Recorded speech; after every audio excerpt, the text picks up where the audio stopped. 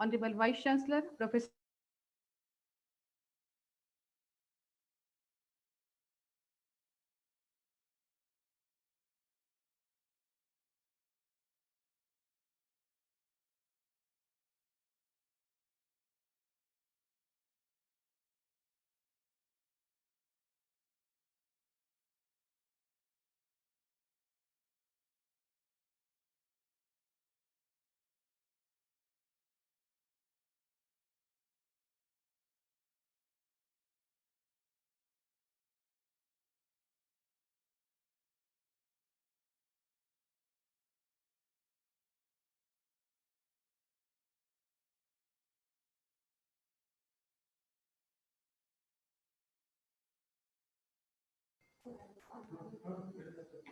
Professor Jasjel Christopher, National University of Rosario, Argentina.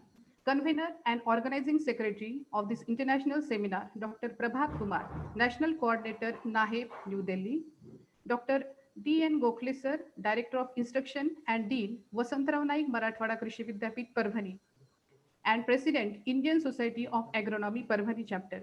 Dr. D.B. Devsarkar Sir, Director of Extension, Vasantrao Naik Marathwada Krishi Vidyapith, Parvani, and President, Indian Society of Genetics and Plant Breeding, Parvani Chapter.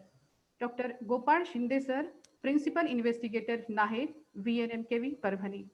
All Associate Dean and Principal, scientists, researchers, heads of departments, and students, we offer a warm welcome to all of you for this international seminar. Before we can proceed further, we would like to have a brief idea behind conducting this seminar. In today's world of increasing the use of technologies from mobile to Internet of Things, everything is changing very fast in our day-to-day life. So why the agriculture, which is the most important avocation of mankind, should be lagging? As technologies are improving, mechanization and use of advanced technologies in agriculture is also progressing. Use of satellite and drones for precision agriculture has increased tremendously. So is the use of laser guided tractor for leveling and cultivation.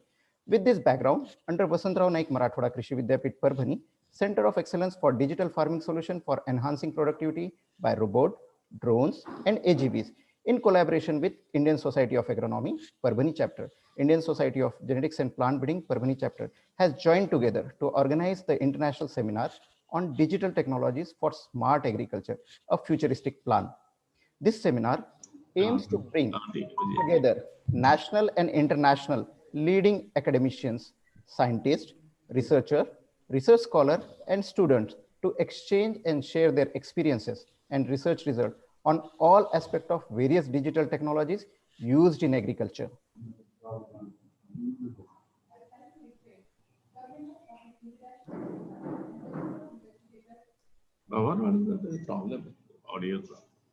Now, I would like to request Principal Investigator NAHEP VNMKV Parvani and convener of this international seminar, Dr. Gopal Shinde Sir, to give brief idea about the various activities conducted under the NAHEP Center, Parvani. Dr. Gopal Shinde Sir, please.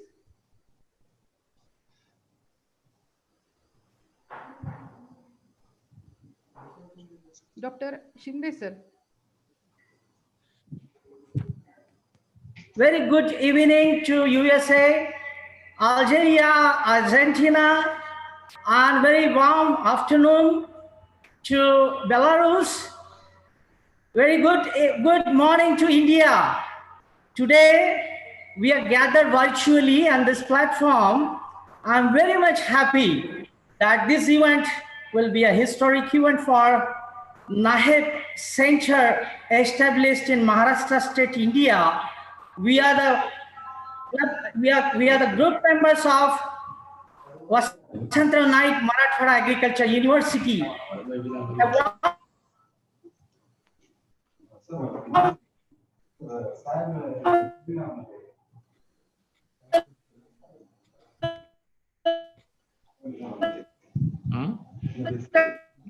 To Dr. Parag Chitnis, who is acting that historic event, as Dr. Parag Chitnis will address us in this event. I also welcome Dr. Pavel Navesky from Oklahoma, USA, Dr. Jasjel Christopher from Argentina, Dr. V. Pravin Rao, Dr. Raima Lawad from Algeria, and Dr. Ashok Dhawan sir, who is gathering and backbone to this entire event, and who is very much privileged to make us all energetic in this event. I'd like to just have a brief introduction within a few minutes. I will just tell about this center.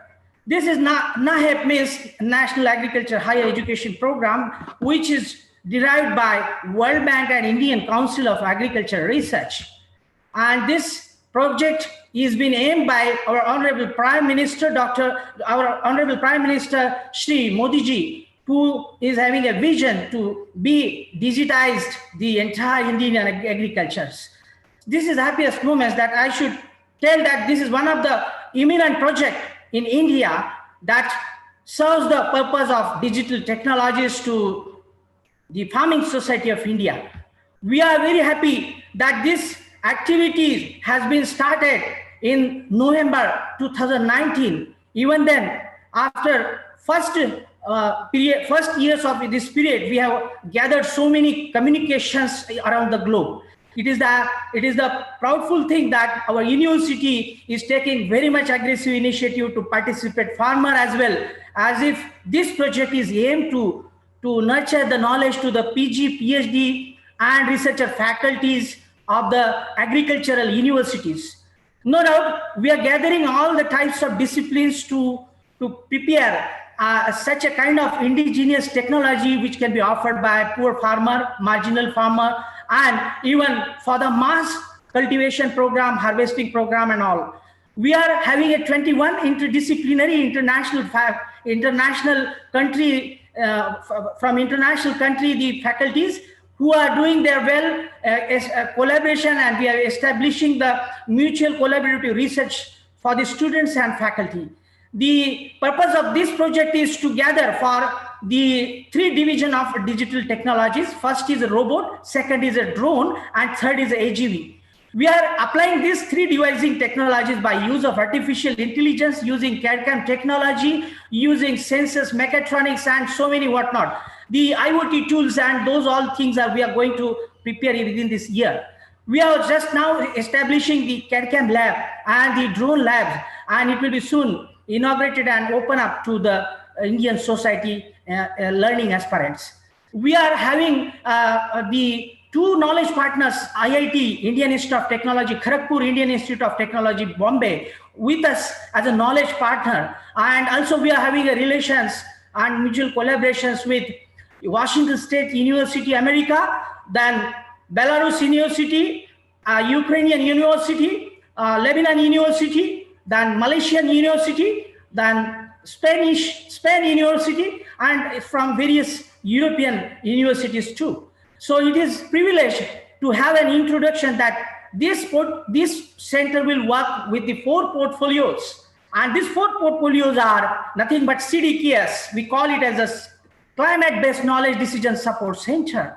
We are using the robots, we are using the drones, we are using the AGVs, and this will be definitely carrying artificial intelligence and machine learning, deep machine learning, big data, and all those tools from the indigenous traditional practitioners to nurture the exact optimum utilization of resources of energies.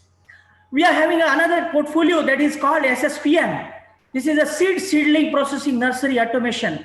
We are enough able to make our system, and we are just now establishing a grafting robot from the overseas technologies to establish here for developing the seedlings of grafted technology. So we are using robots, drones, AGVs for nursery automation. We are having 3rd portfolio, smart portable machinery division, which is very much essentially required for these small marginal farmers who are in need of the technology with their economic capacity. So small portable will help the farmers to gather the information from field and let the farmer know from his home place, and let the farmer support by means of the labor scarcity. And it will be very much privileged to see that the farmers of the society will have a think tank of their own, and we are our university faculty members, research faculty members, students will make them all aware of this technology and get the think tank developed so that the technology will sustain with the capacity of the Indian Farming Society. We are having a fourth portfolio food processing automation center. We are having the different types of food automation technologies. However, for the small farmers, we need that the small portable food technology should be at the farmer's home. Whenever he needs, he should get that raw material to convert in value-added products. So that's the challenge, and we are aware of this challenge. We have just now within the last couple of weeks, during this lockdown period, we have conducted more than 21 webinars, e-trainings, and e-workshops. With that, we have gathered more than 5,000 participants, international faculty, expertise from various and around globe, and we will be very much happy to make this discussion implementable, and soon it will come into the true story. We are developing case studies. We are also making the small portable machineries, and we are also started a rural craftsman and small entrepreneur for the agricultural machineries to develop. So the aim and purpose of this is to gather the PG PhD students. We have received 18 crore rupees of fund from World Bank and ICR, and I am very much thankful to Dr. R.C. Agrawal, National Director of NAHEP Center, ICR Delhi, and Dr. Prabhat Kumar, who is a National Coordinator, ICR, NAHEP ICR Delhi, who have given us this opportunity. And I'm very much happy that our eminent personality from this and is a land of this place, Dr. Ashok Dhawan sir, who is always backing us and getting this all developments to nurture by proper way. I am very much happy that today we are going to gather it virtually, and I should make this part to introduce in the way that is virtually we should apply it for the information. So I invite all of the participants. I invite all of the participants to please join our URL website, nahep.vnmkv.org.in. So vnmkv.org.in is the web portal address, and you can have all the type of information with this. I'm just inviting all and getting up this introduction to the NAHEP Center, and we'll be fortunate enough in near future to connect each other like a family member. So thank you very much. Thank you, Dr. Parag Chitti sir. Thank you, Dr. Raima Labat. Thank you, Dr. Jazul Christopher. Thank you, Dr. Pavel Navesky. I am taking leave for while the next event that we are very much eagerly interested to listen, Dr. Parag Chitti sir and the all other experts from various countries. Thank you, and one and all. Thank you, Dr. Gopal Shinde sir, for briefing about the various activities undertaken by NAHEP Parvani Center. Now, may I request convener and organizing secretary of this international seminar, Dr. D.N. Gokhale sir, Director of Instruction and Dean, Vasantrao Naik Marathwada Krishi Vidyapit Parvani, and President, Indian Society of Agronomy Parvani Chapter, to give the introductory remarks. Dr. Gokhale sir, please.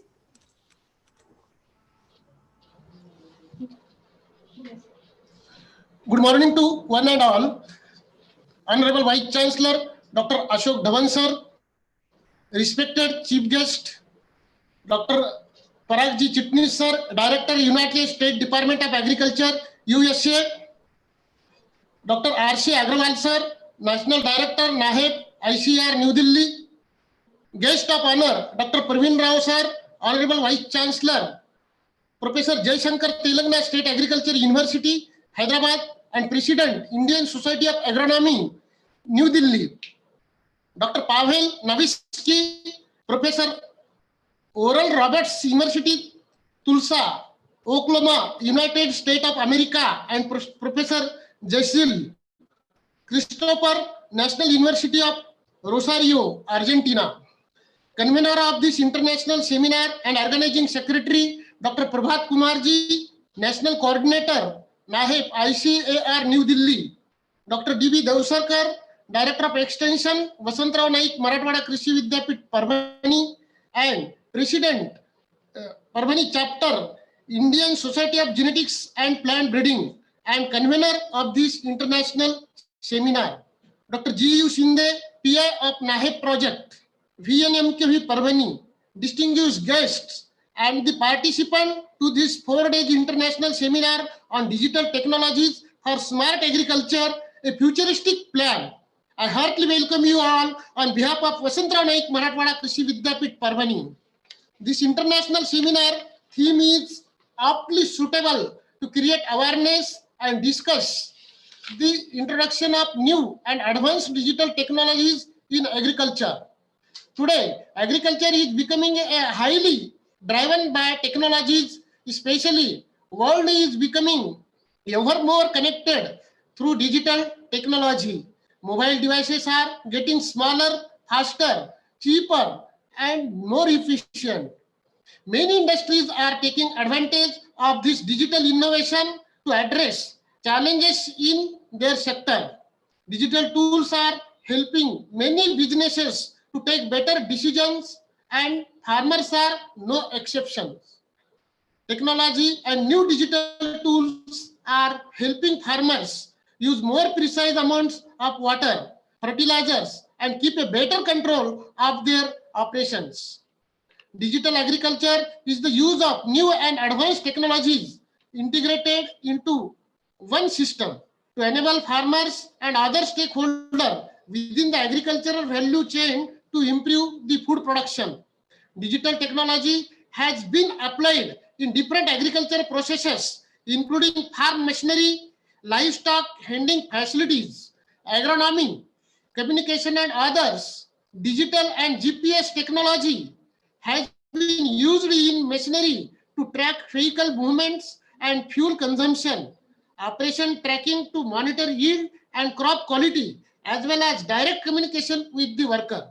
Technologies used include sensors, communication networks, unmanaged aviation system, artificial intelligence, robotics, and other advanced machineries, and often draws on the principles of the Internet of Things. Each one of these brings something valuable to farming, from data collection through to management and processing, as well as guidance and direction.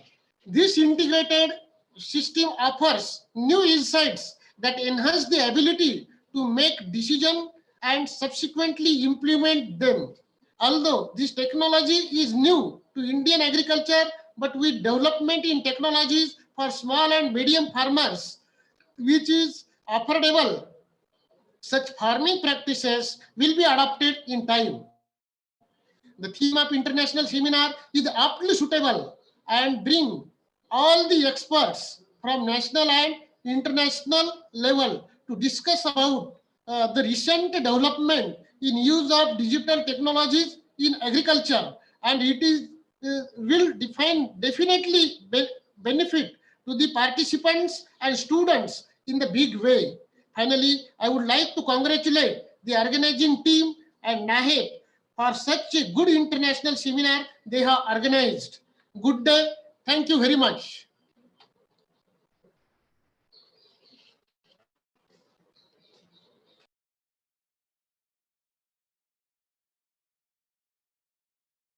Thank you, sir. Thank you, Dr. Gokhale, sir.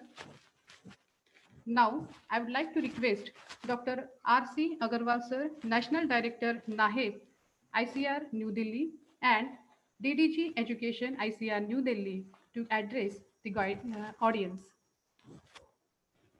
Dr. R.C. Agarwal, sir, please.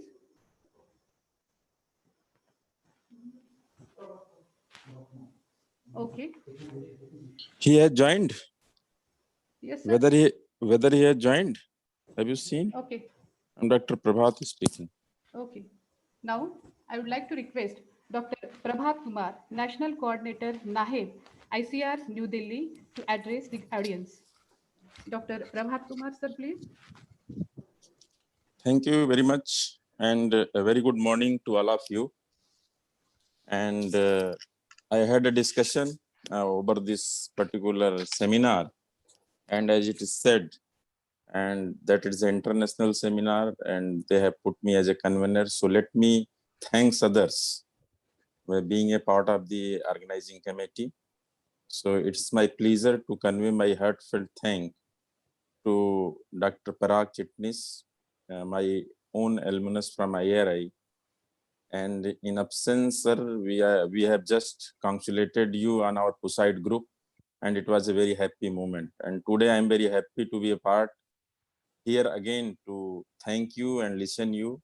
And it is a very pride moment for us that now you are heading such a big organization, and your role in the policy making at world level. We will listen here, and the tacit knowledge after a long journey you have acquired. I think whole gatherings here, gathered people will be benefited. I will just summarize you what is actually cost and what is our intended objective to be achieved in this particular project. So before to begin, let me thank also a very worthy Vice Chancellor of the university, and very dynamic. I have seen for last couple of weeks, providing mental feast to the people under the COVID situation under his dynamic leadership. So again, he is from our alumnus of same institution. And I just heard that Dr. Praveen Rao is here, again, a very dynamic Vice Chancellor. Taken a very active role in many policy forum, and good advices we are getting at a council level. I am also extending my thank to him, and other my colleagues, those who have joined from the different countries. Really, I welcome you. Thank you from my core effort. You have given time from your busiest support, busiest time, and moreover, my just sincere thank to Dr. Parag. I know this time it is a deep late night there, so basically I will not take too much of time. I know because it is a pressing time. We used to conduct meeting from US, Washington DC, being a part of the World Bank program. So I know that pressing time there. So just I'll apprise 3-4 things. Basically this particular project, Center for Advancement of Agriculture Sciences and Technology, we are having 16 in number in the country, and we have chosen the very pertinent topic who are relevant in today's agriculture. So basically the project aim is for high quality and more relevant agriculture education in the country. So this particular center is given for the digital farming, and intended objective as to be achieved. It is a develop enabling environment for scientific entrepreneurship. That is a more important, and broadly I can say. And it is an investment, overall investment in knowledge, skill and employability. And moreover, this particularly investment, we are thinking that enhance the research competency, publish high impact research paper, been more externally funded project after generating the human capital and asset creation, patent and copyright, and commercialization of the technologies generated from this particular center.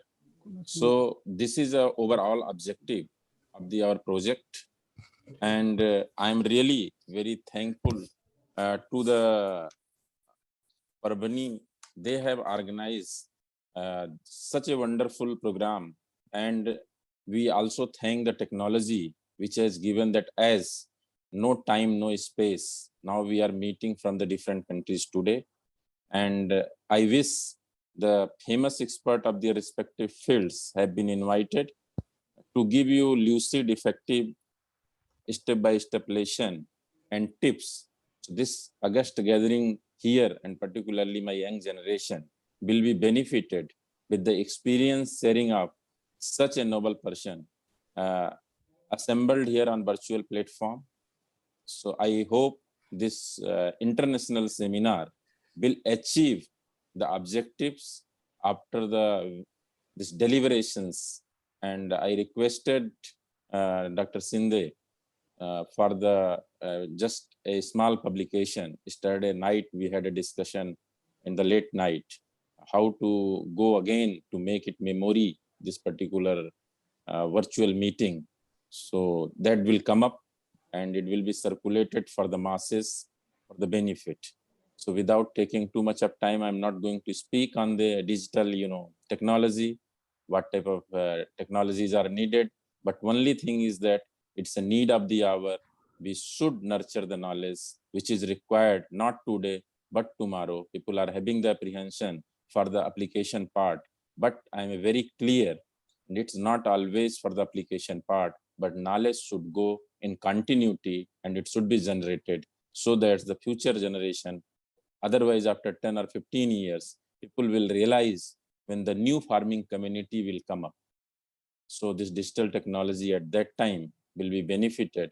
So once again, thank you very much for giving me this opportunity to welcome all the dignitaries and share my thoughts. Thank you very much once again. Thank you. Thank you very much.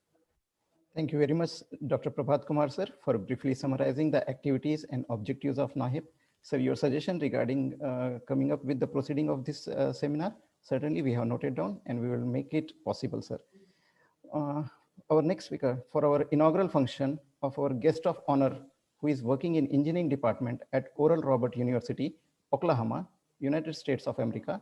He is a distinguished academician with array of scientific publication and many scientific projects accomplished on mechanization and digital technologies in agriculture, with 2 patents to his credit and many more. Without taking much of time, now I request Dr. Pavel Navetsky to deliver his address.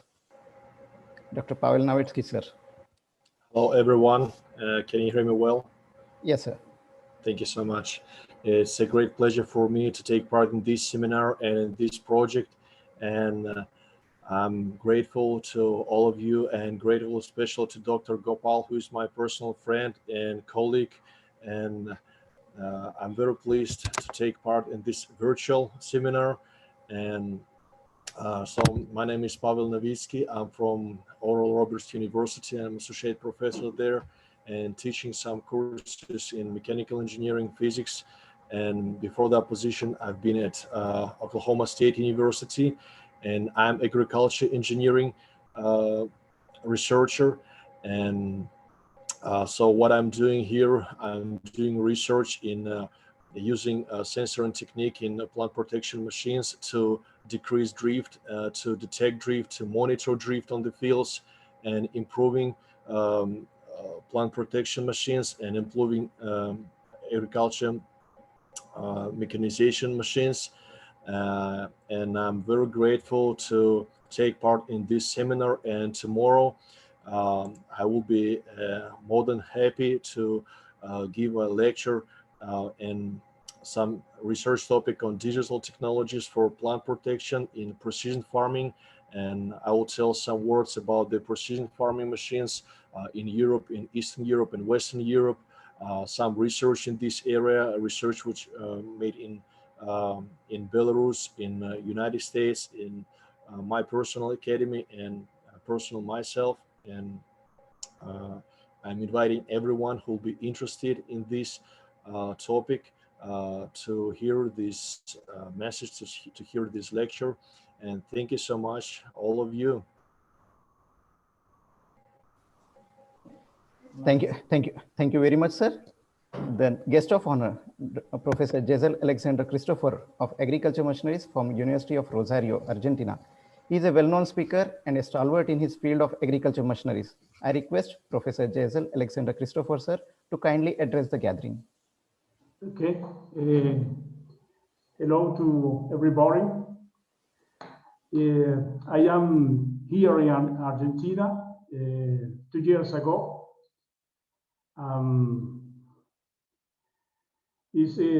Thank you very much to inviting me to this webinar. My first line research is about artificial intelligence here in Argentina. The province, my university is located in Pampion region. The main crops cultivated here are soybean, the wheat, corn, and sunflower. Is so vast the surface or area cultivated about these crops. The resource, the input needed to produce this crop is so vast. I need new technologies, advanced technologies to management this input. So thank you very much for inviting me. Thank you very much to Dr. Gopa. I knew Dr. Gopa in LinkedIn. I hope to do the best for this webinar. Thank you very much. Thank you, Professor Jezel Alexander, sir. We are eagerly waiting for your lecture also, sir. Now we have got another faculty member, Dr. Raima Lebd from Algeria. She is an agronomist and working over the automation of herbicide application in agriculture. May I request Dr. Raima Lebd to give his address.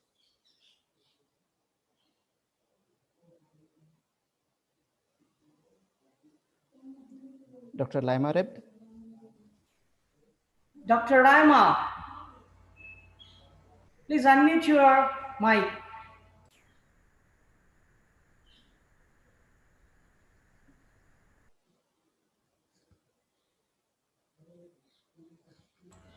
Dr. Raima, will you please unmute your mic? Yeah. Yes, good morning, everyone. Hello. Thank you for your invitation to participate with you in this online seminar about digital technology for smart agriculture. I'm Rima Labad from Farhat Abbas University, Algeria. My scientific works are about mechanization, soil, and water. Since 5 years, Professor Gopal and I are working in soil pollutions in using herbicides. So we make it some research work that are published. I will discuss about this in next session. And now we are trying to work about mechanization using remote sensing and robots. I hope to enjoy the meeting with you, and I have special thanks is dedicated to my friend Professor Gopal and all organizer teams. Thank you. Thank you. Thank you, Dr. Raima. Now, may I request guest of honor of this inaugural function, Dr. Praveen Rao sir, Honorable Vice Chancellor, Professor Jaishankar, Telangana State Agriculture University, and President, Indian Society of Agronomy, New Delhi, to address or to guide the gathering. Dr. Praveen Rao sir, please. Good morning. Good morning, Honorable Vice Chancellor Ashok Dhawanji. Good morning, all the international participants, fraternity of Marathwada Agricultural University, all professors, university officers, everybody, good morning. I am sorry for the late joining. There was some communication gap. So it was, the mail was showing 9:30, so I was preparing for the 9:30, but just now I received a message that it is at 8:30. So for this, what you call problem, I apologize to all the participants for joining late. Yeah, coming to the digital agriculture, I want to share a few of my thoughts. For the last 2 months, we are working on this. Earlier, we started with drones, but last 2 months, we were working with the World Economic Forum and also IT department of Telangana to understand this ecosystem and how we can bring in these disruptive technologies to the farmers. First and foremost thing, what I want to share is today to implement these technologies, one lacuna or deficiency we notice is the trustworthy data or data stacks in agriculture, which can be used and we can bring in some value proposition to the farmers. So the first and foremost thing, I believe that data stacks for the agriculture, both in the entire value chain, we need to build up. And this is the first and foremost need for implementing any digital ecosystem in the, say what you call, which can be beneficial to the farmer. This is one. Then number two is we have to look at what are those descriptive, what are those diagnostic, predictive, and as well as prescriptive, actionable digital technologies. As on today, we can bring it to the farmers' the doorstep. We have to, in the entire value chain, we have to analyze what are those say actionable prescriptive digital technologies we can bring. For example, whatever understanding we were having in the last 2 months, we noticed that many of them are either descriptive or diagnostic. For example, they provide us the sowing acreages, they provide us the sowing percentages, they provide us the weather forecasting data, but none of these can be translated into actionable points. Today, what the challenges faced by the farmers are basically rising production costs. Number two, less price realization. Number three, what crop to grow. And when it comes to dryland agriculture, when to sow the crop. So these are the major challenges we are facing today. So any disruptive technology, any digital technology that we bring into the farmer should bring in a value proposition to him. This is another point which I want to emphasize. Then number three is we are talking of artificial intelligence. We are talking of machine learning tools. We are talking of blockchain technology. So many such disruptive technologies we are discussing today. So we have to map. There is a need for mapping today with the existing data sets. What are those digital technologies we can straight away take to the farmer? This is one point. Number two, whatever technologies we are talking, what is that lacking today, so that either the government or the universities or the other stakeholders, whether it is input say stakeholders or whether it is banking sector, what is that we have to create so that all those technologies which they are referring to can be say operationalized at the field level. So this is the number two. Then number three, how is that these technologies can be taken to the farmer? We believe that it is only the hubs and spokes model wherein we can demonstrate these technologies in one of the farmers' fields, and in and around them, about 500 or 1,000 farmers can use that hub as a say knowledge center from where these technologies can spread into the other farmers' fields. So there are many such challenges. There are many such challenges in the entire value chain.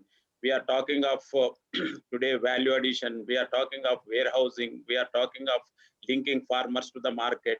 We are talking of crop health monitoring. Crop health monitoring includes pests, diseases, water stress, drought. We are talking of linking farm aggregation for FPOs. So all these stakeholders have to say what called linked in this way. So, and then we should also look at what are the strengths of the country, what are the strengths of a given state. So there is a huge change in the diet patterns today. There is a huge change in the diet patterns. Food habits are changing. So whether the emphasis should be on food grains, considering the food security into account, how much area we have to maintain under food crops, how much area we have to divert it to horticultural crops because the food habits are changing in a big way.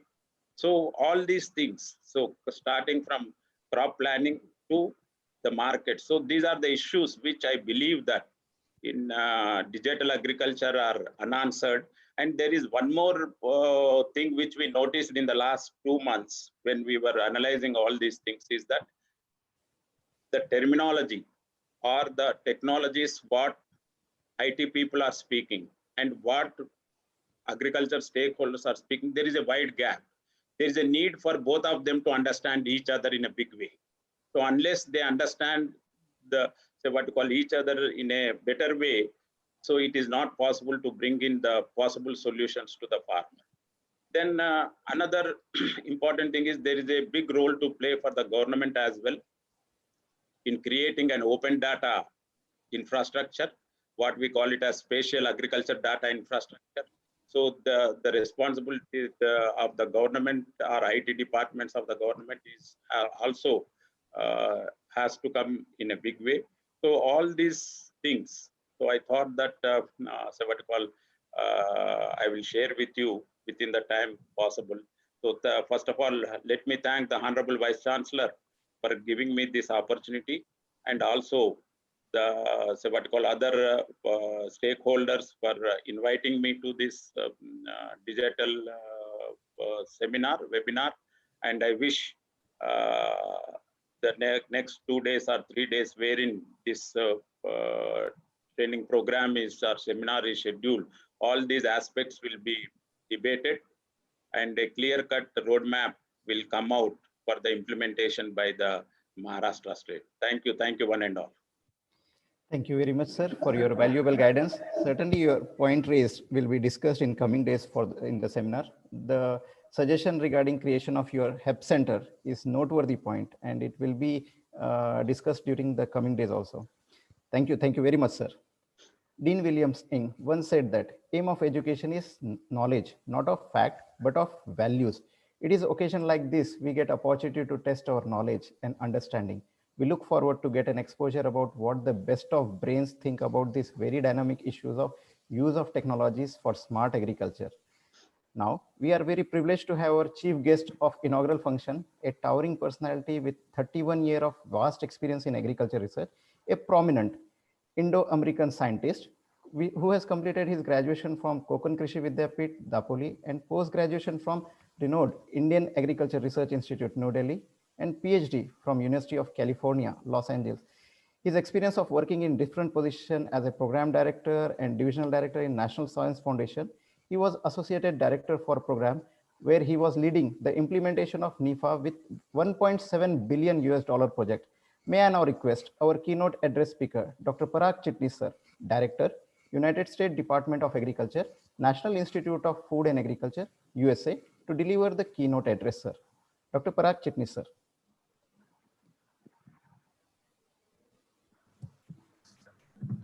Good morning, everybody.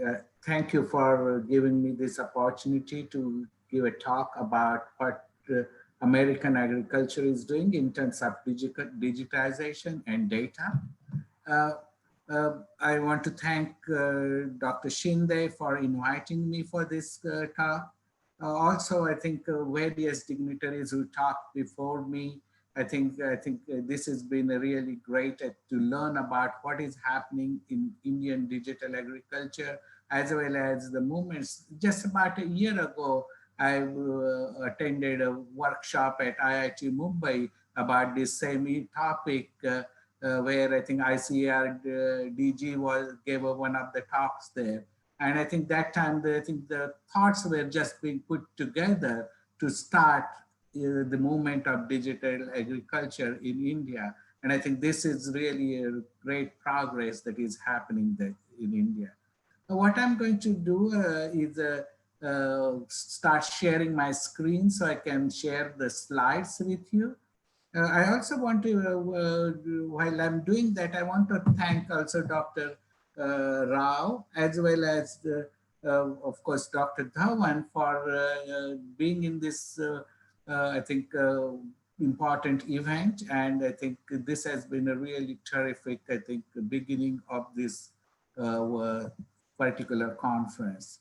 Again, Dr. Dhawan and I go a long way back when we spent time at IARI in New Delhi. And I think that time we had decided we'll have matching hairstyles, and we achieved that. So let me start here.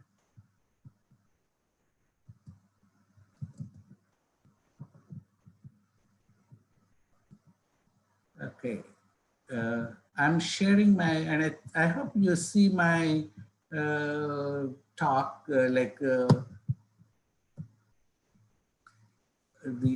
great. So I think now, please let me know if you are not seeing my screen, but otherwise, and I can start talking about it. My talk is going to be more about the changing face of American agriculture, how big data and smart technologies is changing agriculture in the United States. And before I think going into the topic, I'll just give some introduction about where I'm coming from. I work at National Institute of Food and Agriculture, which is a lead US federal agency providing extramural funding for food and agricultural research in the United States. It's, as what was mentioned, it has about $1.75 billion budget, and it provides money competitively as grants, as well as using the capacity funds that are given to agricultural experiment stations throughout United States, as well as cooperative extension service in United States. Its mission is to support agricultural research, education, and extension. And as a context, the type of priorities that we are working on are determined by what USDA puts together, as well as what the White House puts together. We are working on what we call USDA Science Blueprint, where the focus areas are sustainable ag intensification, ag climate adaptation, food and nutrition translation, as well as value-added innovation, some of the areas that I just heard about in terms of what has been happening in India. We also have now launched what is called Ag Innovation Agenda. How do we really innovate agriculture for the next future challenges, which is some of the talk I will give later. And the 4 focus areas for research in this are genome design, digital and automation, digital ag and automation, prescriptive intervention, as well as systems-based management. One of the thing that happens every year in the United States is I think White House puts together the science priority for different science agencies. And one of those is called Industries of the Future. And PCAS, the Presidential Advisory Committee, has put together those 3 industries of the future: AI, quantum science, and biotech, primarily focus on the regulatory related kind of issues. And I think these are the areas that you'll see will be, like particularly AI, come up in my talk in the later. So going back to that whole area about how when we talk about agriculture, we talk about how the population is increasing. So right now it's about 7.8 billion people. The prediction is about 10.7 billion people around 2100, but around that time, it is predicted that the population will stabilize. So we need to produce food for an additional 3 billion people in the world. And if you look at the productivity of US agriculture, and if that can be replicated all over the world, that shouldn't be a problem. If you, for example, if this particular graph shows from 1948 to 2013, how US agricultural output has increased for about the same total farm input. In other words, total factor productivity of US agriculture has increased continuously over this time. So for the same input in 1948, now we can get about 2.5 times more output in US agriculture. This type of productivity gain can really be very helpful if we need to provide, and be required all over the world, if we need to really provide food for those 10-point-some billion people by 2100. So since we have done it in the past, is it going to be easy? Unfortunately, it won't be, because agriculture in the future needs to provide food for not just that 10.7 billion population, but also in this crowded, flat, hot, and complex world. We just talked about growing population. Globalization is complicating the trade and other types of issues. And then the climate change is impacting agriculture in many ways. For example, in the United States, the growing seasons are increasing. And over time, they have been increasing by several up to 10 days in different parts of the country. So are the growing regions. US regions for growing crops are kind of divided into 1, 2, 3, 4, 5, 6, 7, 8, 9 zones. And those zones, if you look at this particular graph, the upper one shows in 1990 and the lower one shows in 2012 around DC area. The regions that are 7, for example, are the warmer regions. Those are actually creeping northward compared to, and the dark green regions, which are very cold regions, those are again going even more north. And so the growing regions are shifting, just even, this is just 12-year data. And then so are the pest ranges as the climate changes, when the pests emerge is also shifting. There was a paper some time ago in the Nature where it showed that the shift in is about, in some cases, 40 kilometers per year northward for some of the pests in terms of their emergence. So climate is changing. The other part that is not as well kind of appreciated is the complexity of our diets is changing. It's not just the crop provide grains that are needed for the future world, but it's the complex diet that is needed. Just in China, the meat production, as their economy became better, has increased tremendously. So in general, what happens as the incomes in the countries rise, the complexity of the demand for food increases. In the poorer countries, at the bottom of this graph, calories and the quantity of food that is important. As the economy increases, more proteins and particularly animal proteins are added in the diet. And then people start looking at nutrients, fruits and vegetables to be added in the diet.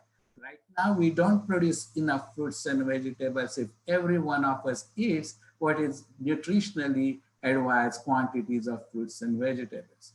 And in the rich countries, then they look for creativity, variety, experience, sustainability, locally grown food, organic foods, and all other types of, I think, additional demands on their food supply.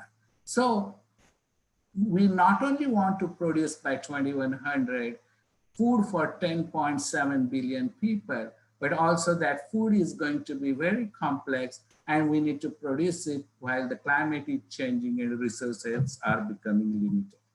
So we need to have sufficient, sustainable, safe, affordable, nutritious, and culturally compatible food in this increasingly global environment. To do this, the American agriculture is changing. The people and the players in American agriculture are changing. Products are changing, places are changing, and this is being facilitated by technologies and information. Just as an example to give about players, there is more and more venture capital is becoming available in agriculture. And this is like little 2-year-old data. As you can see from the graph, more different venture capital firms that are specifically investing in ag technology is increasing rapidly. Not only that, some of the large companies like Google, Microsoft, IBM, and Amazon are interested in the food supply chain and investing in different aspects of food supply chain, and that's their newfound interest. Other part that is happening in the United States is US farmers are getting really old. A typical farmer in 2017 in the United States is a male, white person with about 57.5 years, so close to 60 years of age. About 1/3 of the farmers are more over 60 years of age. This is rapidly changing. Just 5 years ago, more than 80% of the farmers were men. So more and more women are becoming farmers in the United States. Younger people are coming in the farming in the United States. And the people who are coming in the United States in farming are more and more increasingly diverse. Many immigrants are starting to farm and many minorities are starting to farm. So that part of the farming situation is changing. Another thing that is happening in the United States is the makeup of farms. The small farms in the United States make about 90% of the farms, which are typically a husband and wife farming together. Large farms, which are only 3%, are really large farms with thousands of acres of land. And in US, the small farms are defined as those with gross income of about $350,000, where large farms are more than $1 million of gross income. If you look at the production, that 3% of the large farms in the United States make 40%, are responsible for 42% of the US production in agriculture. And they can do that only because of the scale and use of technology on those farms. On the other hand, those 90% of the small farmers can also become profitable if they use technology and data in their farming, because they are only like a family operations. And again, with about 350,000 or less income from these farms, means those farms can also be several hundred acres, particularly in the row crop area of the middle part of the US. So both ends of the spectrum, large farms as well as small farms, are requiring technologies in order to remain profitable and competitive in the market. The other part that is happening in the US agriculture, there's a newfound demand for the new types of products. And by that, I mean the products such as cell-based meats, and many of the large animal agriculture companies are investing in the startups that are producing cell-cultured meats, like in this particular case, chicken or even the beef is also being produced using the cell culture methods. And the idea is this will be a lot more sustainable than other ones. The other part is using the plant-based meats. In other words, using plant proteins and other types of, plant products in meat-like substances. This particular example is Impossible Burger that required screening through thousands of different plants, their constituents, and then use of leg hemoglobin to bring up that bloody taste in a burger to make these burgers. And now they are even available in Burger King or in airlines or in high-end restaurants. So those are the kinds of things that are changing the demand in case of US consumers. So people and place are changing, products are changing, so are places where agricultural food is produced. Some of the growing sector in the United States is urban agriculture, such as rooftop garden, like a farm here, just across the river from Manhattan in New York, or the vertical ag farm, which is also not very far from Manhattan, New York, in Newark, New Jersey, that is producing a lot of green produce as well as herbs for restaurants in Manhattan. So all of these are new types of farming where the food can be grown, requires technology and data management and its sophistication. So all of these changes happening in the agriculture require, as I'm saying, technology. So what kind of technologies are used? And what has been happening in the past? If you look at technology and agriculture, genetics, mechanization, agrochemicals were the ones that were responsible for the green revolution of the past. So it's not very new concept in agriculture when it comes to technology. That graph I showed you before about change in agricultural productivity throughout these years was made possible because of the technologies that were introduced continuously throughout this time. Starting from using rubber tires on tractors in like early part of this century to no-till becomes popular in 74s, robotic milking introduced like in around in 80s, or satellites for precision ag started being used around 90, and so on. So these types of, I think, technologies have been helping to keep this upward graph for the total output in agriculture as well as total factor productivity. Technology is transforming US production. The large-scale farming is becoming possible because of the use of technology in production. It is also helping in animal production, like somewhere, this is a farm somewhere probably in Oklahoma, where a drone is being used to monitor cattle. It's also used in milk production, and again, there are farms being now automized. And in this particular case, this is the one in Wisconsin, where most of the operations of milking as well as bringing cows and herding them is through automation. And I think those are the kinds of innovations that are helping farmers to stay profitable and in these cases. Technology is also transforming the food industry. In case of manufacturing, automation helps in many cases to keep up with the lower prices of the food. It is transforming the retail industry, so the consumer experience is also being changed. And this is Amazon Go, which is started in Seattle. The stores where you don't have to have any human contact to go there, shop, and bring your food out with just a web-based purchasing experience. So you don't need to really look at, meet a human being at this, like a shop's staff. So I think those are the kinds of, I think, experiences are also helping people to kind of monitor, like customize their food purchases.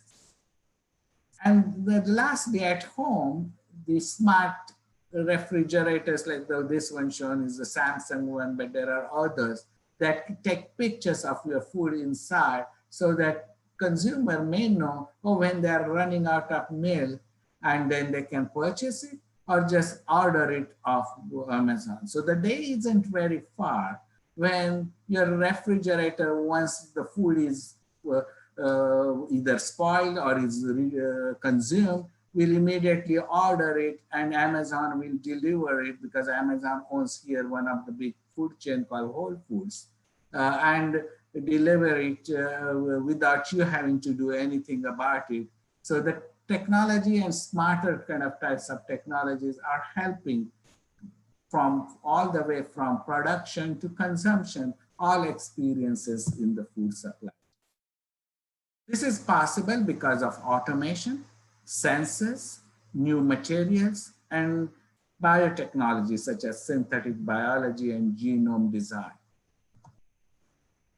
So high throughput kind of phenotyping platform is one of the areas where we are investing heavily, whether they are tractor-based systems, drones, robots, or track-based systems. Those are helping breeders for more accelerated breeding. For example, just last year we funded a wheat kind of a breeding hub at Kansas State University, where they are using the molecularly identified traits in a variety of elite cultivars and combining them in a combinatorial manner and screening them using high throughput phenotyping, so that you can see which combinations are going to be more useful in which regions of the country. And those kinds of hubs, we have funded these this one as a pilot to see how we can bring in companies, like seed companies, as well as universities, and where they can do this combinatorial type of screening in a more rapid manner. And this automation is the reason how we could do it very easily. There are wearable sensors that are being developed, and these are the ones that are developed at Iowa State University for sensing water and other nutrients. They have also now a nitrate one, which that can be planted and sensed remotely, so that one can see the status of water or nitrate in plants remotely. And I think those kinds of technologies will be helpful in the future for more kind of precision agriculture, where you are sensing directly what is happening in the plant. Additional kind of types of projects we have funded, and this is the one in strawberry harvesting, where I think researchers at UC Davis are developing robots, which are smarter ones, where they will be collecting from, because the strawberries are harvested manually in the United States, and it's a very laborious work, where these workers have to collect strawberries and then drop them back in the trucks, collecting them at the back there. And now these robots collect them from the workers, and they also time themselves in a way that there is a minimum time wasted in the collection of the strawberries. And I think these are the kinds of applications that are useful in the fruit industry, where the margins are low, and it is very important to get the fruit to the market as quickly as possible. The additional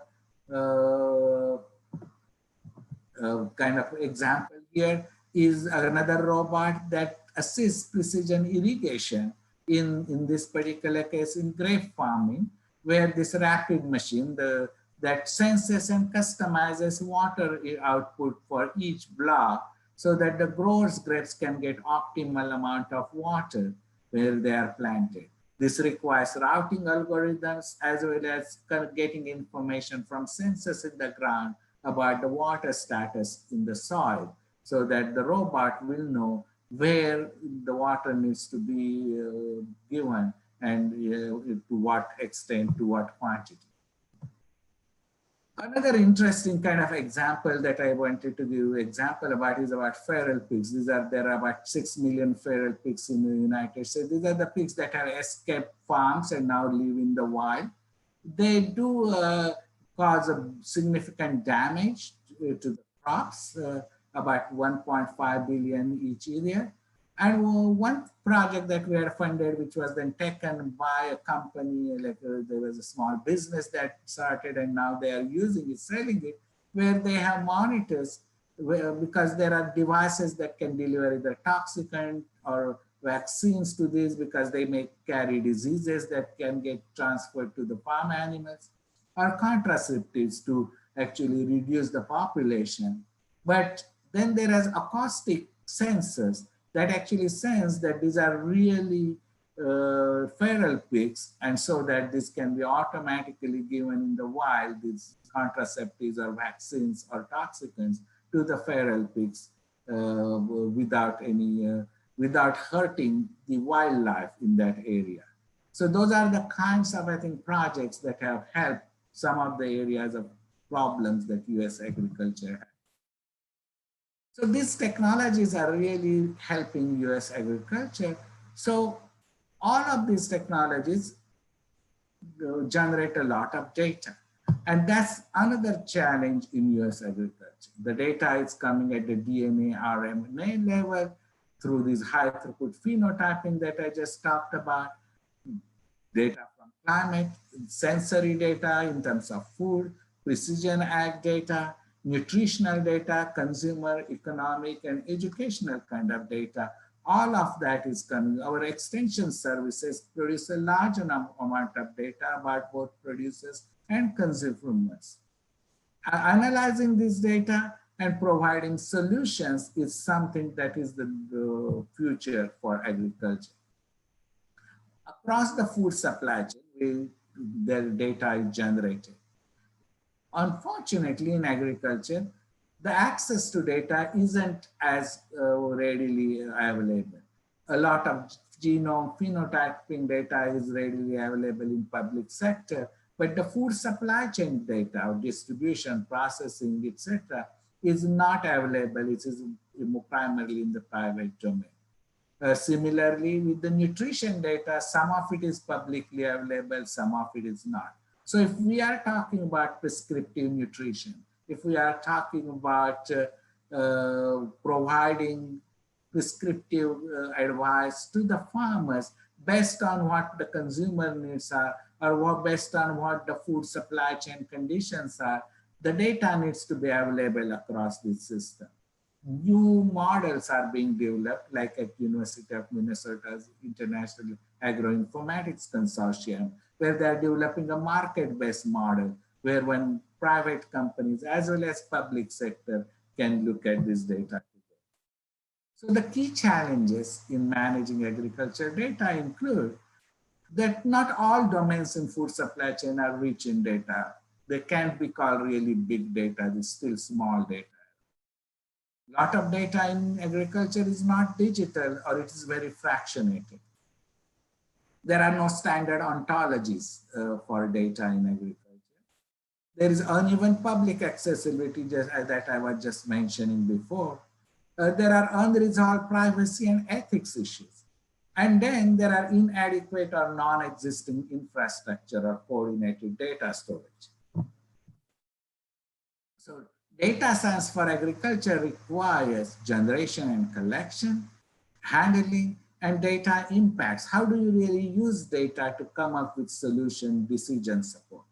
So it also requires ethics and policy related discussions, as well as data literacy and education. So we have started programs in all of these areas, particularly in AI and AI related these tools. Big IT and agriculture is really becoming important for private industry. And this is from Intel, talking about the industry, agriculture industry will be transformed by data science and AI. And farmers will have the tools to get most from every acre. And that's where a lot of these information companies are interested in agriculture. In the United States, AI is one of our large scale, I think, initiatives. And it is for supporting technological breakthroughs and sustainable investments in R&D. One of the things we are doing now is funding what are called AI institutes, so large scale investments in AI related, I think, and agricultural ones are being funded by NIFA, whereas others like in transportation and health and other areas are funded by those different departments and by NSF. So NIFA's AI investments in all of these different areas, including machine learning, intelligent decision support, then computer vision, intelligent, then again I talked about the natural language processing. Many of the applications we are foreseeing in our investments are about intelligent labor, like AI-based robots, the example I gave before, or subtle pattern detection so that diseases can be described and like identified easily. A large-scale computational power can be used for making market decisions. And then about social implications of AI, and studying those is an area that we are very much interested in and focusing on, because a lot of these technologies will not really help farmers unless they are socially accepted across the by the consumers.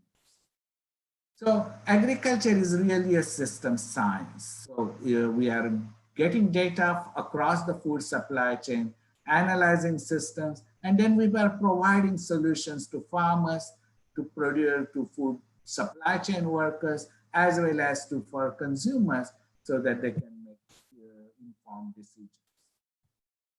Let me give an example of such a project that we are increasingly funding. Now we started about 2 years ago, large program for called Systems Agriculture Program. And there we are funding about $10 million each for projects to look at, provide solutions using systems approaches. An example of this is called, in the wine industry. And this is for taking data to fine tune production, the wine, grape production.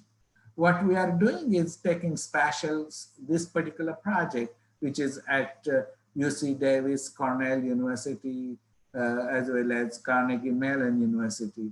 They're getting data from vineyards, soils, canopy, grape yield, juice soluble solids that is measured on the wine, and then fresh berry weight, again estimated on the wine using the sensors and digital tools. And then using all of this data to come up with special vineyard management maps, interface them with the precision ag technology, and then on-the-fly vineyard mechanization control is then used so that this efficient vineyard project can help this the grape growers to come up with variety, like the products that will be useful in the wine production down the street.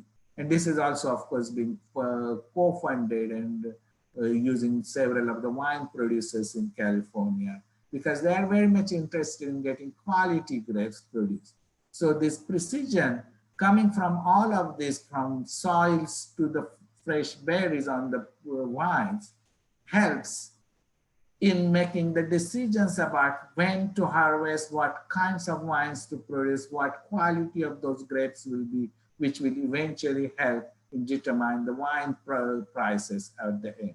So this is the kinds of projects that brings in economics, brings in engineering, data science, soil science, and horticulture in order to help producers make the right decisions and then become most profitable. And those are the types of projects we are now funding. We are also kind of looking at the educational component. What kind of new competencies will be required in this new agriculture?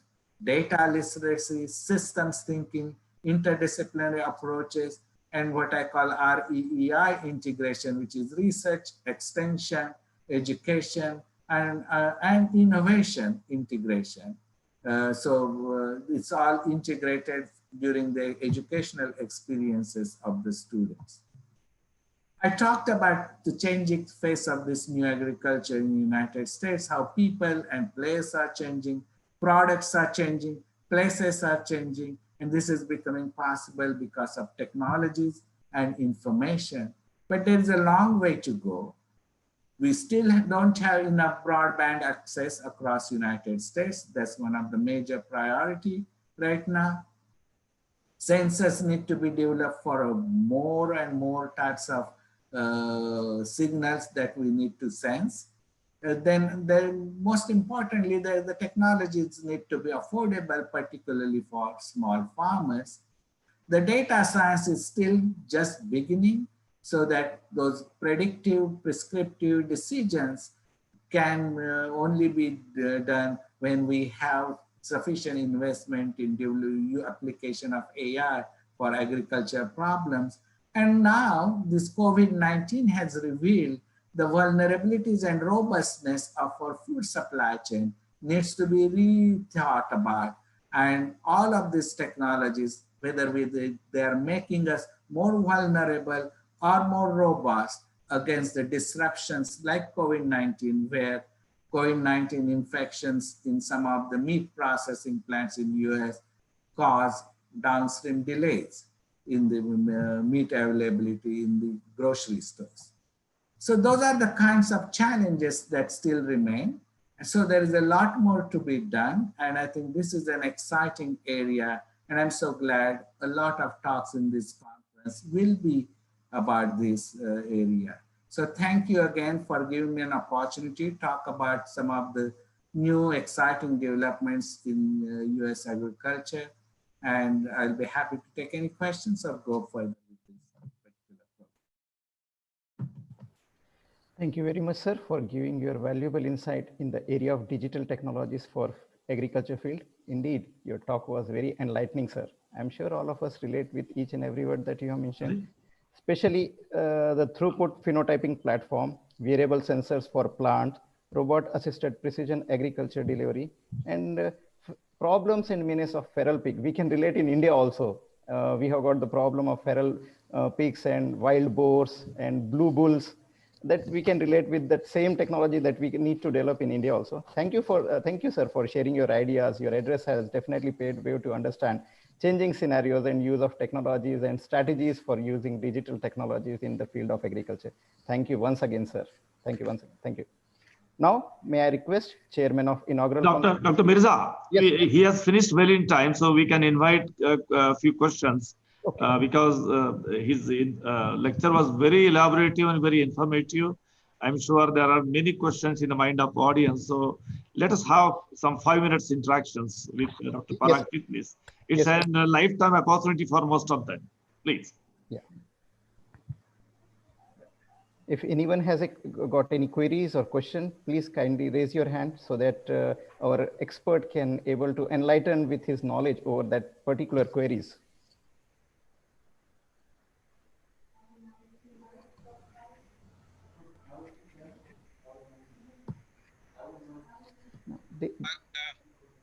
This is Praveen Rao from Hyderabad.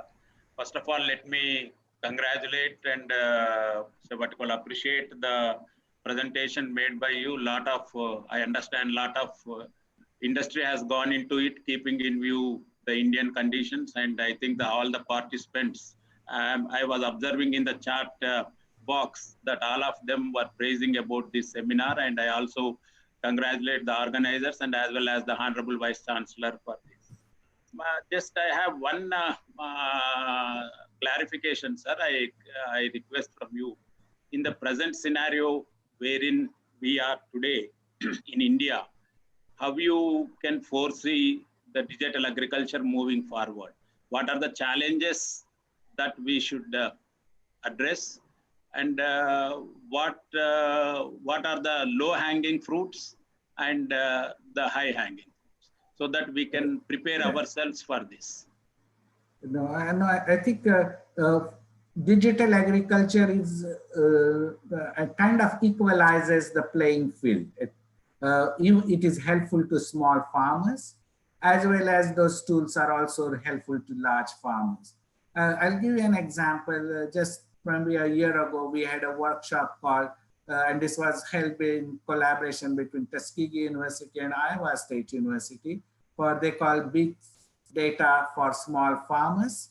And they were small farmers and older ones too. And they told me that they couldn't farm if they weren't, it wasn't, in one case, the person was doing like raising goats, and he couldn't do it by himself if it wasn't for the drone that he could use to monitor his goats on the farm.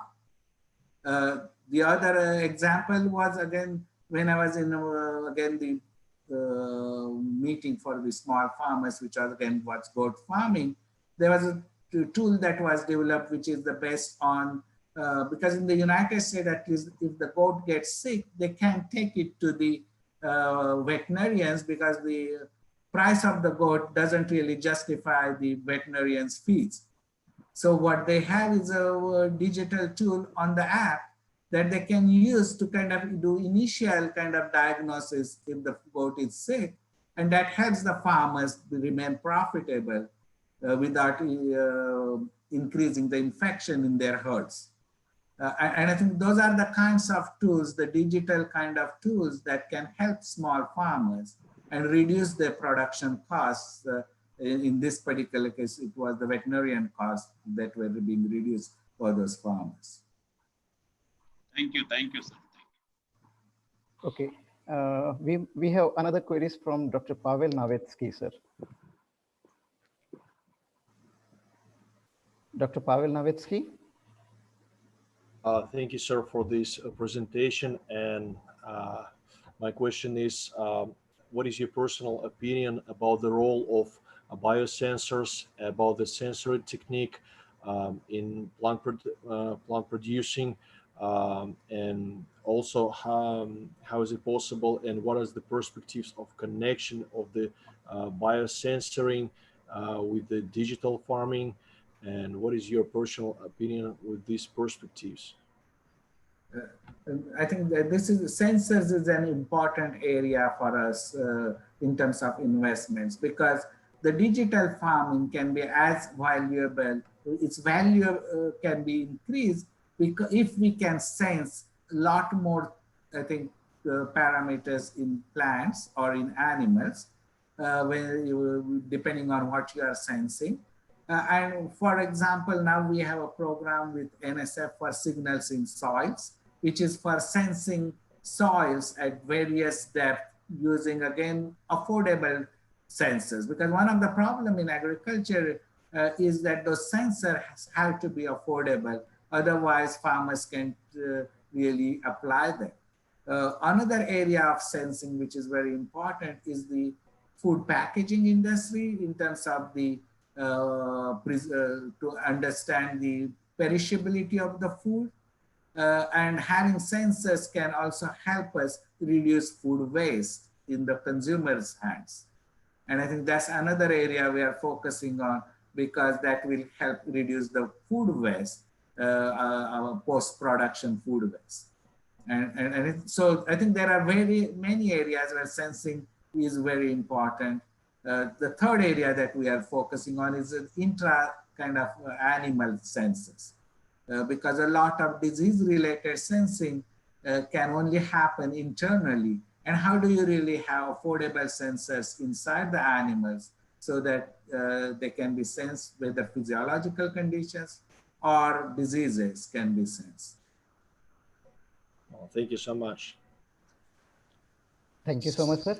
There is another participant, Ms. Supriya Verma. Okay, Mirza. Yes, sir. Continue, sir. No, actually, Dr. Prabhat. Thank you very much, Dr. Parag, for a very nice presentation. I am Dr. Prabhat Kumar, National Coordinator looking after this project at a national level. I am very happy to see the one thing that is a new competencies for new agricultural education. So NIFA was actually suggested by the World Bank to us also. At that time, we can contact. But anyhow, due to Corona, we were not able to visit along with our DDG. That was under plan. So can just you throw light, some policy has been evolved or something on new pedagogy or resilient agriculture education system, something you people have come out from NIFA, so that same we can replicate here and we can have deliberations in the future over the resilient agriculture education system. So what we have done is provided again grants to develop student experiences and curricula in digital kind of technologies, and in implementing those, not just for those who major in digital agriculture, but also experience for all agriculture students, so that they will have that literacy, digital literacy when they graduate. And because that's very important. And those are the grants we are given through our curriculum development programs, as well as our research and extension experience for undergraduate students program, which provide undergraduate level kind of research experiences or extension experiences. And those have been focused during the last few years on data science and precision ag and digital ag. And that's how we are kind of doing it, because in the United States, individual universities really develop their curricula, and we kind of provide incentives for them to develop them in those areas through grants. and providing additional funding. And then we hope that will then get amplified nationwide. Thank you. Thank you very much. And I hope Dr. Sinde will contact you regarding this. Yeah. Because we are thinking on that. Dr. Edward Brajin actually suggested NIFA for us from World Bank. Yeah. Thank you. Thank you, Doctor. Yes, sir. In connection with this, I have one proposal for NIFA, and I'll be very glad because we are consistently working with the global organizations like Erasmus from Europe. I visited last year before, visited for Erasmus opportunities to India. Like that, I also invite Dr. Parag Chitnis sir to be also have an opportunity for us to work with you, and we will be very happy to develop indigenous technology with the help of NIFA. Definitely, we can talk further about these ideas. Thank you. Thank you very much, sir. One last question from Shubham Verma, I think. He has raised the question, raised the hand. This is the last question.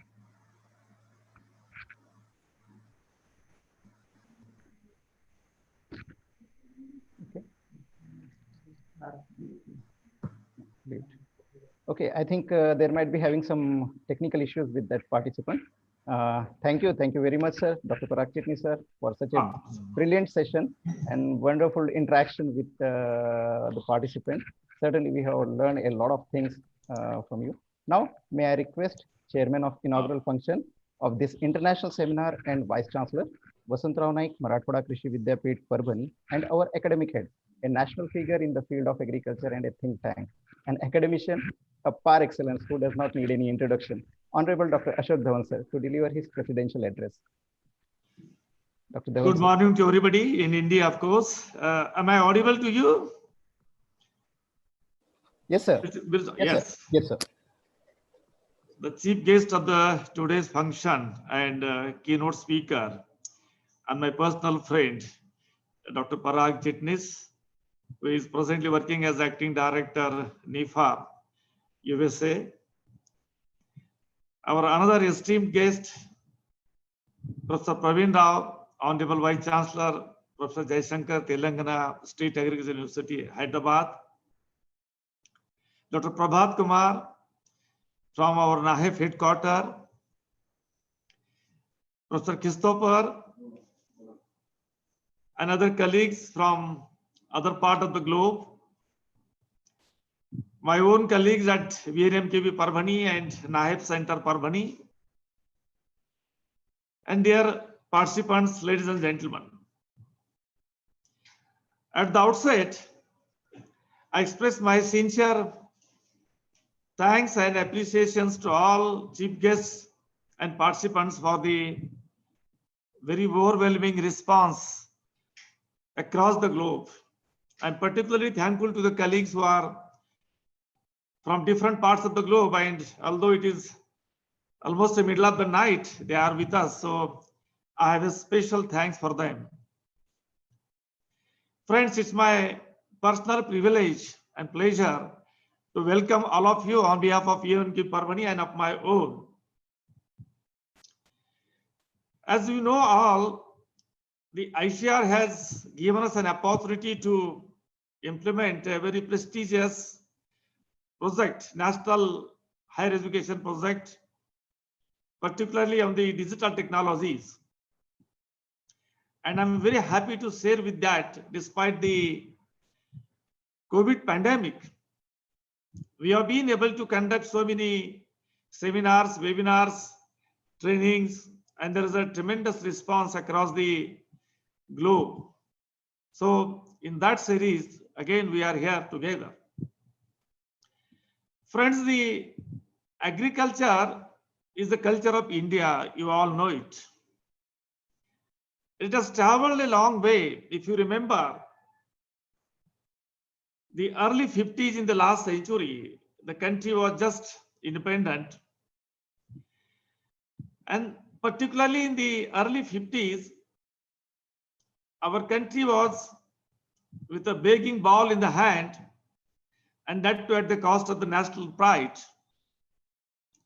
So from that time onwards, now we have traveled a lot, and now we are a very proud nation, not only self-sufficient in the food requirement, but we are in a position to export the food.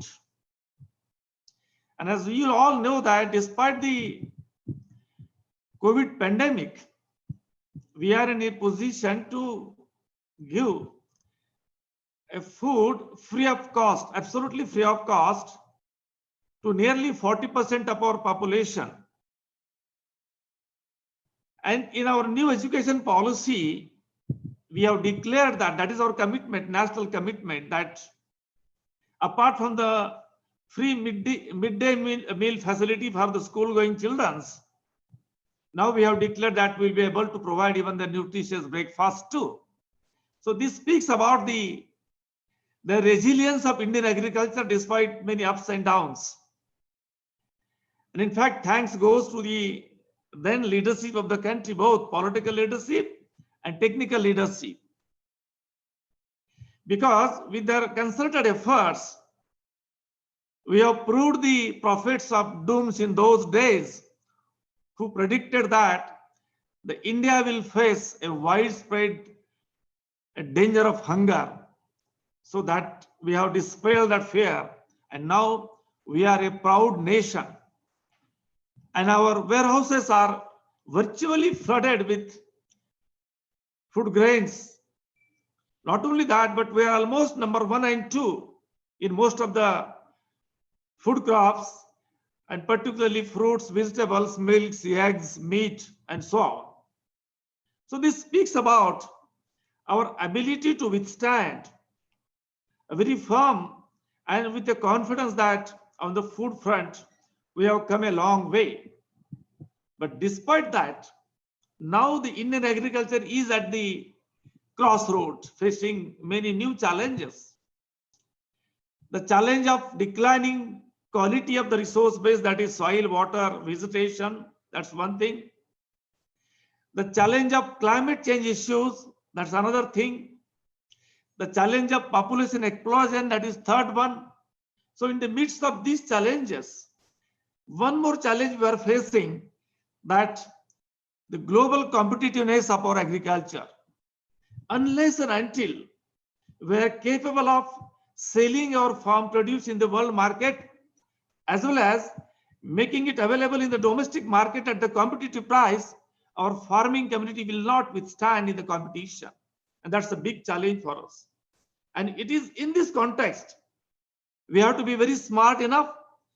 We have to be very precise enough. Now the smart farming and precision farming are the watchword in the present agriculture. And it is in this context that new dimensions of digital farming has come into being. And now I'm sure that this digital agriculture will be a watchword.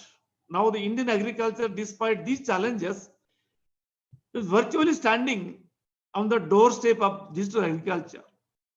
And digital inputs and digital tools will be widely used, right from the land preparation, sowing of the crop, interculture operations, harvesting, post-harvest handling, value addition, and following the appropriate packaging standards till the farm produce is taken to the doorstep of consumers. And in this whole gamut of activities, we are faced with the tremendous challenges, and it is in this context we have chosen a theme of digital farming as a futuristic approach. What is the future lies for us?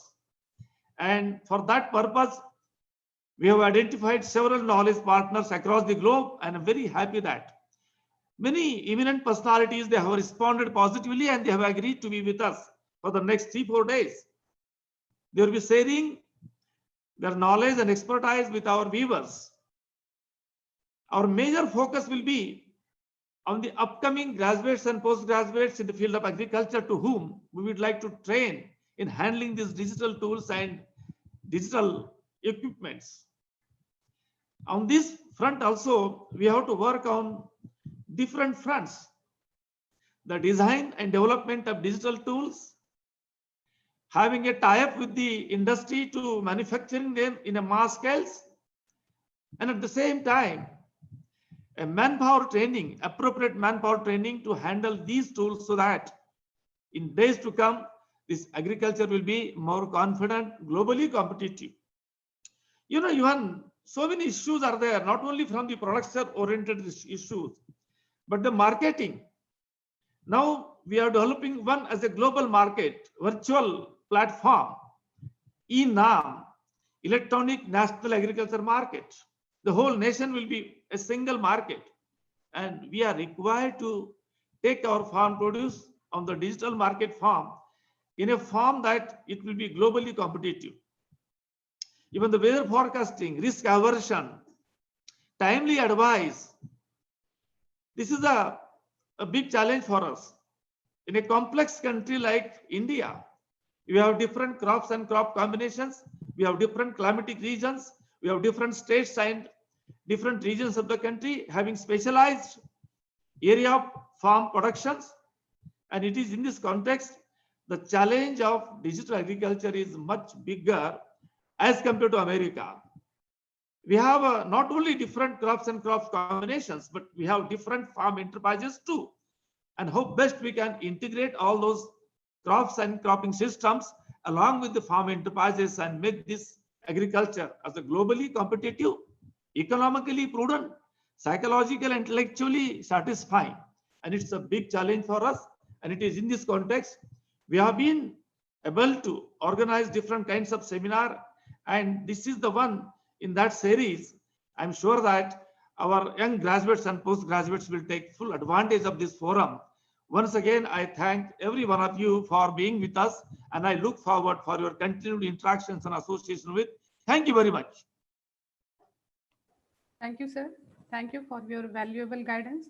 Your inspiring words will definitely encourage us to go ahead. Thank you, sir. Thank you once again. Now, may I request Dr. D.B. Devsarkar, me sir. जास्त वेळ घेत नाही. खरं सांगू का, मला दिलेला वेळ मी कधी. Hello. May I request Dr. D.B. Devsarkar, sir, Director of Extension, Vasantrao Naik, Marathwada Krishi Vidyapit, Parvani, to give the vote of thanks. Dr. Devsarkar, sir, please. Good morning to one and all. On behalf of Vasantrao Naik, Marathwada Krishi Vidyapit, Parvani, being a convener and organizing secretary of this seminar, it is my privilege to propose vote of thanks. I express my deep gratitude towards all the delegates and guests for being present on the occasion of inaugural function of International Seminar on Digital Technologies for Smart Agriculture Futuristic Plan.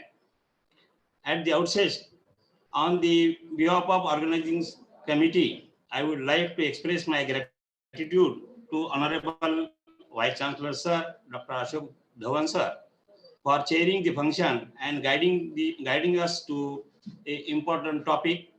On behalf of our university, I am very much thankful to Honorable Chief Guest, Dr. Parag Chitnis Sir, Director USDA, NAHEP USA, who has spared his precious time for us and graced the function and given informative thoughts on science goals for increasing the agricultural production, impact of climate change on the crops, and use of genetics, mechanization, and chemicals for increasing the agricultural production. Thank you, sir. I express my sincere thanks to guest of honor, Dr. Praveen Rao sir, Honorable Vice Chancellor, PG Telangana State Agricultural University, Hyderabad, for sharing his thoughts on the seminar topic. Dr. Pavel Navesky, Professor of Engineering Department, then Professor Jezil Christopher, they have been present on this occasion and gracing the function. We are grateful to the dignitaries for addressing on this inaugural session despite of their busy schedule. I also express my gratitude towards R.C. Agrawal sir, National Director, NAHEP, New Delhi, for giving us this opportunity for organizing the international seminar. I thanks to electronics and press media who are present on this occasion and give the wide publicity to this event. I must thank to organizers, co-organizers, training coordinators, and who are directly or indirectly involved in this organizing this international seminar. At the last but not least, I thank to all the participants who are present during the inaugural function. Thank you, sir.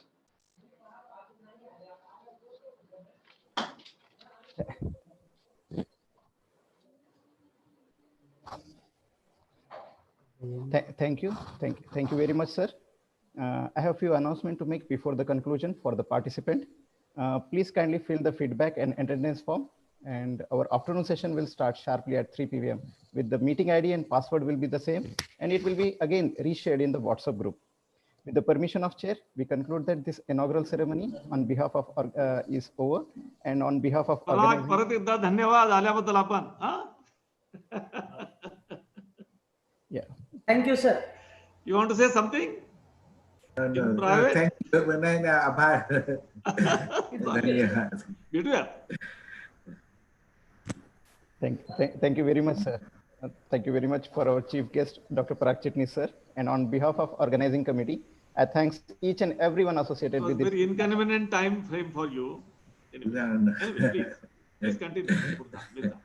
Yeah, I thanks each and everyone associated with this international seminar, sir. Thank you very much, and have a nice day. Bye.